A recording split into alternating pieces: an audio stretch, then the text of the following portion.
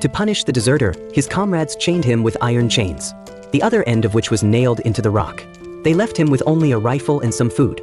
The soldiers told him to ambush the enemy. The soldier knew that he would only face enemies and wolves here. To survive, he had to leave before dark. So, he fired a shot at the chains. The bullet had a powerful impact, but the chains didn't break. He began to search for supplies. He found a pair of glasses.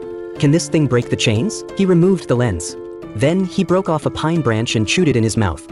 He spread the crushed material between the cracks in the lens. He inserted a hollow branch between the lenses. Finally, he poured water into the lens.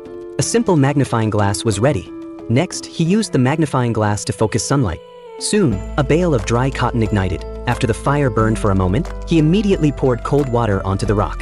The temperature difference cracked the surface of the rock. The chain also underwent a chemical reaction. But this still didn't break it, so he repeated the previous method. If 2 attempts didn't work, then 3 more. Finally, the nail in the rock was exposed.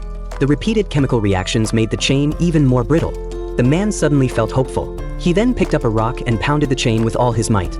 The chain finally broke. However, it remained locked around his foot.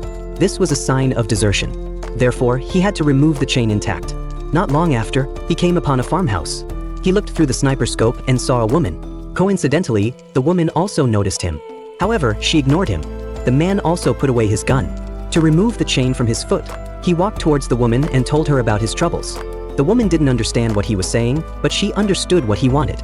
Meanwhile, the man found a Soviet soldier's cap in the laundry tub by the door. Could there be enemy soldiers in the house? The man immediately entered the house to search. Sure enough, there was a Soviet soldier inside. He was seriously wounded. The man chose not to shoot him. He simply wanted to escape the war. The woman quickly found tools. The man began to remove the chains from his feet. Everything seemed perfect. But the Soviet soldier inside wanted to kill him, because the 2 countries were still at war.